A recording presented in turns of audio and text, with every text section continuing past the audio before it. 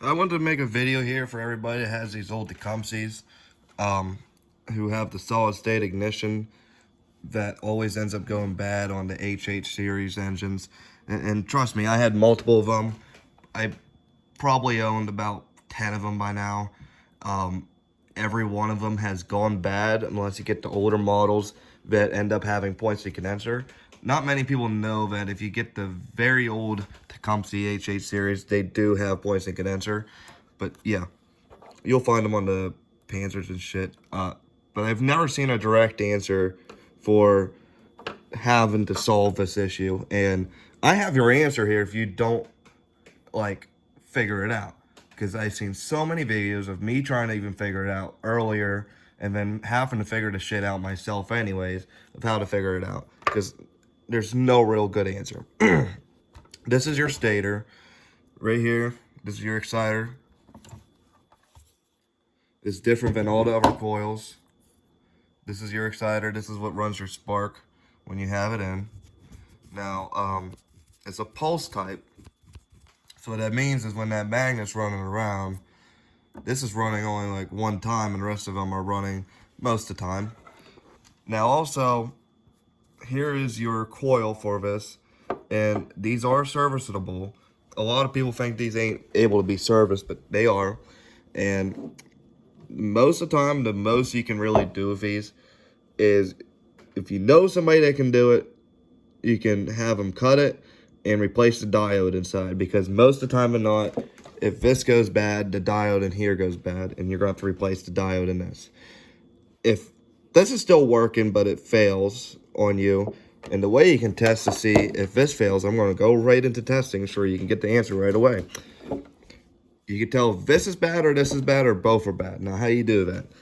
You have a stator here. This wire right here goes into your coil, and this is an AC type stator, and this goes into your rectifier. Now, you can test your stator by this wire still being plugged into your coil, which you can get to if you just take the shroud off. You don't have to take anything else off. Now put your test light on the head, ground it off on the head, and plug it in right here whenever you're turning it over to see if this makes any power right here. And it should, I've seen ones that, like, if you have the black style boxes, if I remember right, they blank, and some of them stay solid. Either or, they work. And that just tells you this is good. Now, this also accounts for the ones I've seen before where the charging system is for starter generators, where it only has just the exciter coil and that's it. It also accounts for that because you're only testing this coil pack, not the rest of them. And that coil pack's also the same as if you have a starter generated one. Now, these coils are prone to failing at the spark plug here where it reaches the nail. There's an easy fix you can do it. You can cut this here down to about right here. If you look at my fingernail, if viewers don't have a mark like this, this is about where you need to cut it down to. And you can cut off the resin, pull this out, and you can use a special type of like Permatex. If you look for a resin type Permatex, like C6000 or whatever that other brand is, you can fill it back in once you put a new spark plug boot in it, because you would have to replace this. Now, that's one thing you can do. Now, for testing your stator, if this light doesn't show up on your coil, what you can do, unplug this. Unplug this. All that does is charge your battery, and it also makes sure that it shuts off. Now, if you can't shut, like, it's an engine. Think about it. If you have no fuel, it'll shut off. So if it fires and you can't shut it off, just choke it out. Choke it out, let it die. Now, this is our stator, and we can test the ground on this. Right here's your green wire, and there's two wires up here. Sometimes they're color oriented, sometimes they're not. These are both the same color. Just know that both of these are AC voltage. And you stick your probing tool from your this is an automatic one, but you want to put this usually on ohms, and this does AC current as well. Make sure yours does. And basically put this on your multimeter, And you can see I've done this a few times because I had to redo this video. Scrape this a bit because it's going to be rusted and it won't have current. And we have a good ground. Now, if we leave our self on this green prong, because we don't really have to take it off because we already know it's hooked onto here, and we touch it on this exciter, this will tell us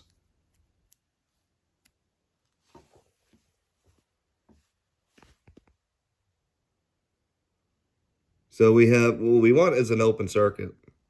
We don't want our ground touching this coil, and you see mine's acting up. So this means that it has an open circuit sometimes, and sometimes it's grounding out. That tells us that this coil right here is bad and needs to be rewinded. Now, you don't need to replace this. What you can do is, if you know somebody that's local nearby, try to get a good deal on how to rewind this. Now, if you're wondering about how you can fix this issue, there's a few ways you can fix the stator issue, and a lot of people don't really know these ideas because not a lot of people do them. And what you can do is, if you have a cooler K series, I don't remember which number it is. Some of them have about the same flywheel key size as the Tecumsehs. And what you can do is get a cooler stator for a K series, a later K series from the 70s, and then get a cooler flywheel and put on it. And I've seen it work before. The biggest problem with it is you have to drill out the pegs for this trigger to engage. So on that flywheel, you have to figure out with your other flywheel, line the keys up on that flywheel with the new flywheel you're getting, and drill the holes out to put your pegs in to engage this. And that's all if this is still good. And this is like known for going bad. You gotta remember, like, everybody's complaining about the parts cost on these, and trust me, it is a lot of money. Like, you're talking about $350 for a stator, $200 for like a coil here. It's ridiculous, man. And there's somebody out there that has 100 of these in their box and just uppricing it for bullshit, and it's kind of rude. And there's no aftermarket for these, by the way. There's really no aftermarket. There is some guy that used to make an aftermarket for it, and I was gonna do it, and he doesn't do it anymore. So, but we can do,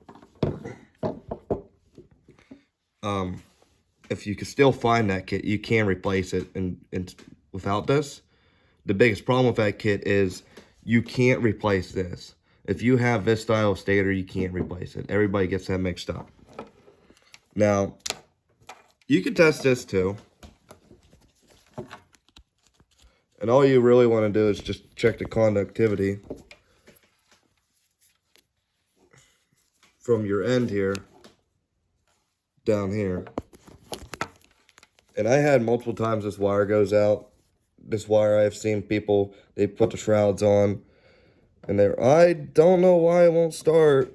It's not like I just tried to so here we go. I just did have it. Shit. Anyways, I know this wire works, but you just stab the wire right there. Put some tape over it when you're done. It won't affect the wire because the wires go this way, so it just goes between the wires. Probably not suggested, but it will work. It will work. But your basic test is basically plug this, have this plugged in here, test your conductivity, not your conductivity, test your power with a test light, and then go about testing your coil wire connector boot from here to here. And then if you still have problems with this coil and it's still making power, you can test between here and dig some of that coil, or dig some of that resin out, right? Take this out, cut it. It won't hurt it, just cut it out.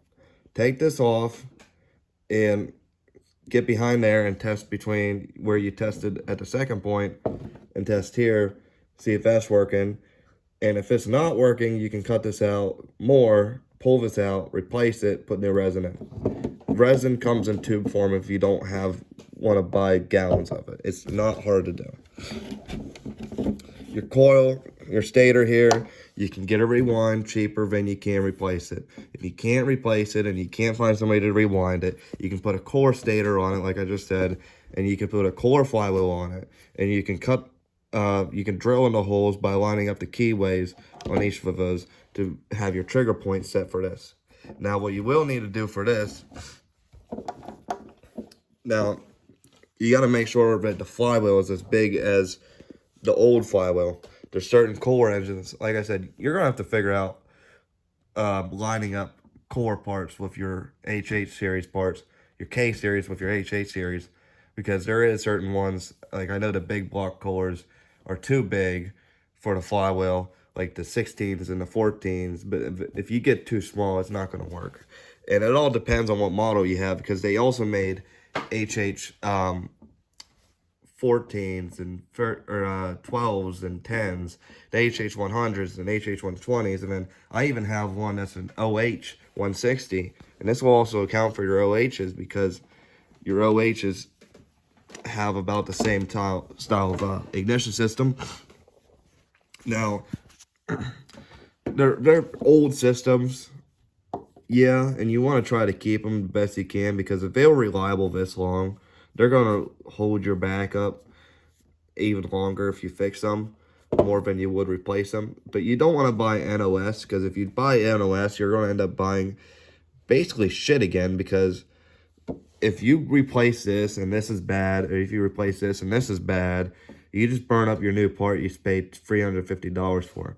Then you want to test both of these. Now, testing your stator, I forgot to mention how you can actually test, like, the coils here.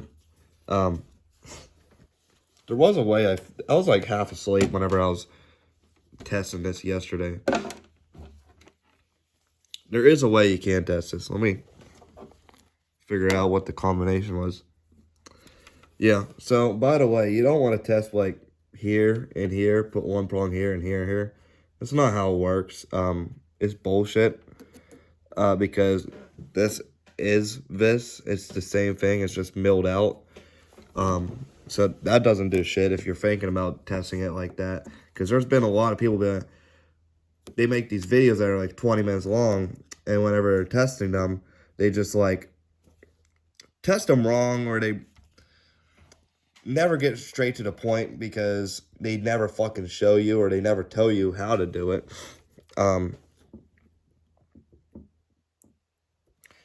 Basically, you want to start scratching away. I had one of these already scratched away. Maybe I shouldn't fuck with that.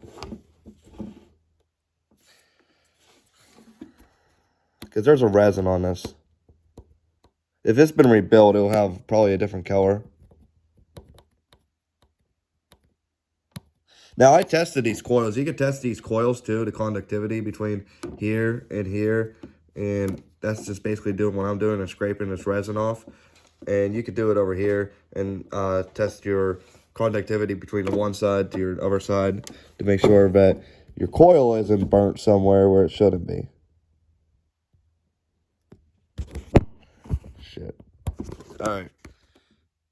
And fuck.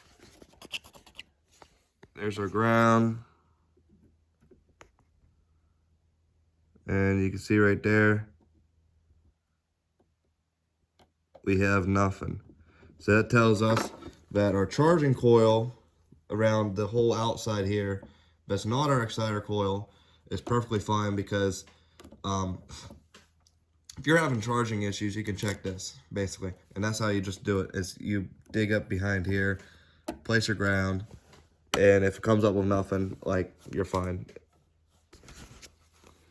You can, shit, there was a way you can test this. I've made a fucking video. I'm making a fucking video about how to test it. I forgot how to fucking do it.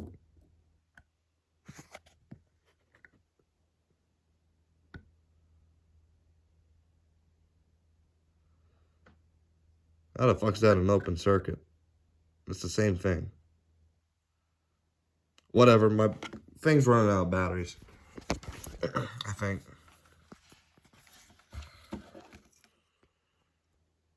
fuck did I do yesterday? I don't even remember there's a way you can test this. Just fuck around with these wires. And I think I remember when I did it, oh yeah. Okay, it's on the other side. That's why I didn't realize. Alright. In fact, we can just fucking put our ground right in this ground here. I don't need to fuck around with that bullshit. Alright.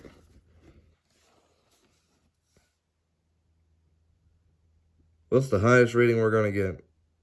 Around 120, 150.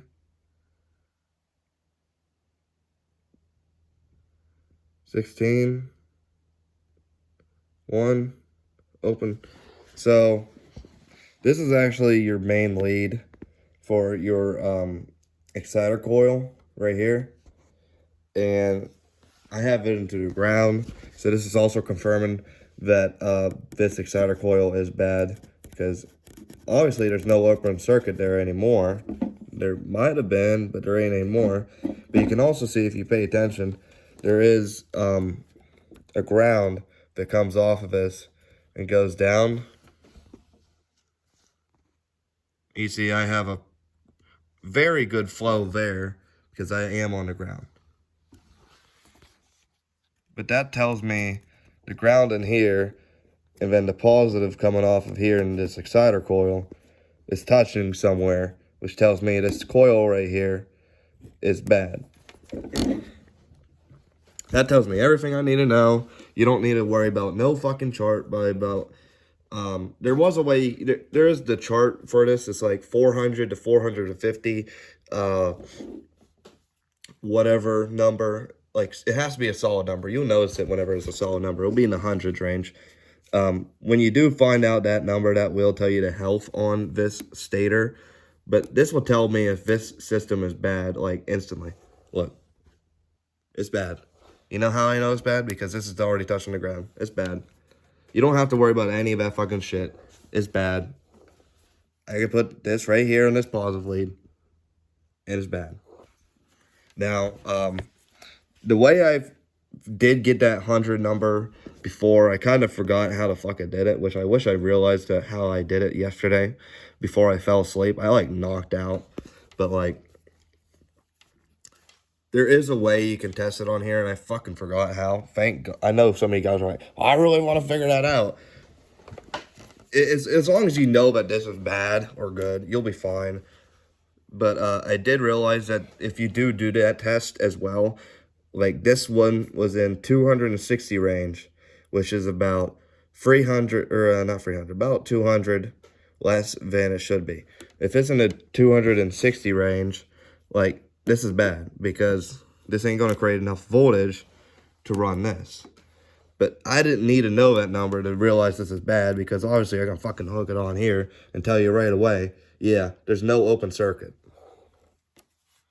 So this is trash. I mean, I don't have to call bars on Monday and have them figure out a price to rewind that.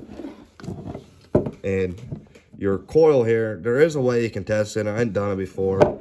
If I remember right, I think it's connecting this connector to here, or here to here, or here to here. Let me figure this out, because there is a way you can test this too. This is just a magnet, though. That's the biggest problem.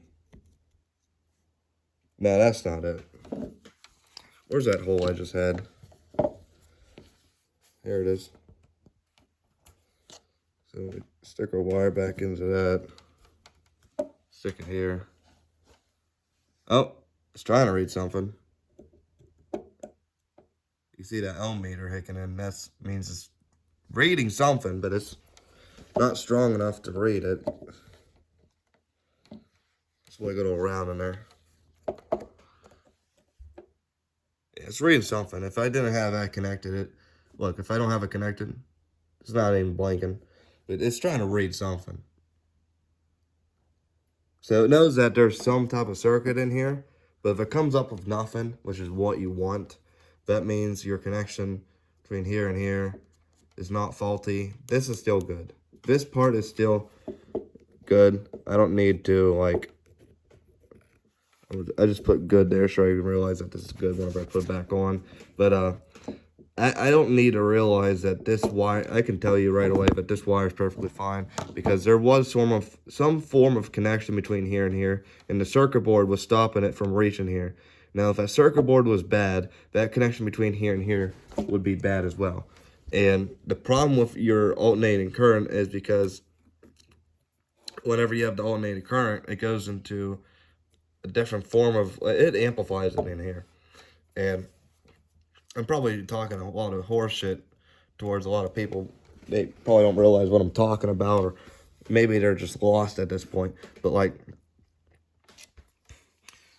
whenever you have it here and here, your multimeter tool will realize that there's some form of connection that's going on.